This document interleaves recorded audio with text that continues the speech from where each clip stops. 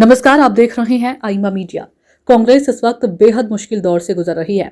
एक तरफ national Herald मामले का जिन्ना पार्टी का पीछा नहीं छोड़ रहा है, उधर कर्नाटक के संकट से अभी पार्टी उबर नहीं पाई थी कि झारखंड में हेमंत सरकार को लेकर मीडिया में चल रही खबरों ने कांग्रेस हाईकमान की बेचैनी को बढ़ा दिया है। कांग्रेस के संगठन महासचिव केसी वेणुगोपाल ने बुधवार को झारखंड के मुख्यमंत्री हेमंत सोरेन को फोन किया और मीडिया से चल रही अटकलों के बारे में बात की। बाद में उन्होंने कहा कि जेएमएम और कांग्रेस का गठबंधन पक्का है और कोई बदलाव नहीं होने जा रहा है। लेकिन ये मामूली बात नहीं है कि मीडिया में चल रही खबरों के कारण कांग्रेस के संगठन महासचिव को चिंता हुई और उन्होंने मुख्यमंत्री से टेलीफोन पर बात की। सोचें, मुख्यमंत्री हेमंत सोरेन शनिवार से लेकर बुधवार तक दिल्ली में थे और दिल्ली में कांग्रेस नेताओं से न बात हुई और न ही मुलाकात हुई। ये सही है कि वे निजी कारण से दिल्ली में थे। उनके ससुर इलाज के लिए गुरुग्राम के मेदांता अस्पताल में भर्ती हैं। लेकिन इसी यात्रा के दौरान शनिवार की रात को उनके भाजपा के एक बड़े नेता से मिलने की खबर आई है। रविवार को एक खबर सामने आ गई थी। सवाल है कि उसके बाद हेमंत सोरेन या जेएमएम की ओर से इन खबरों का खंडन क्यों नहीं किया गया, या कांग्रेस की ओर से 3 दिन तक हेमंत से संपर्क क्यों नहीं किया गया।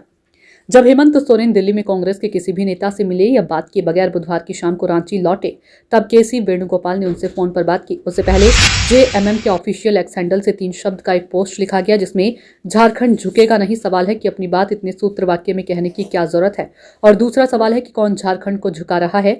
क्या मुख्यमंत्री को किसी किस्म की धमकी दी गई है? ध्यान रहे, पार्टी के सारे प्रवक्ता खामोश हैं। वे मीडिया की खबरों पर कुछ नहीं बोल रहे।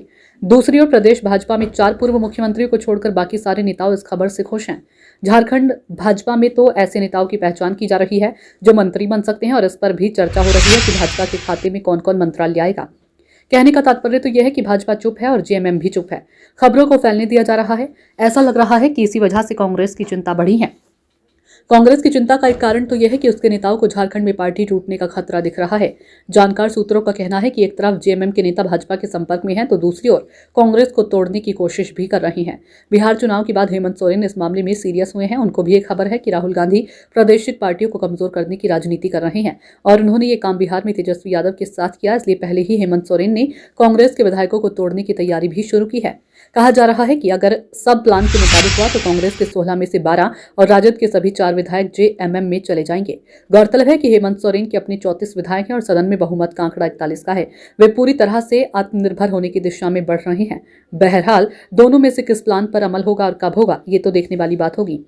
आईमा मीडिया को यदि आप यूट्यूब पर देख रहे हैं तो कृपया सब्सक्राइब करें। सोशल मीडिया या फेसबुक पर देख रहे हैं तो फॉलो करें, और हाँ, कमेंट बॉक्स में हमें अपनी राय अवश्य दें।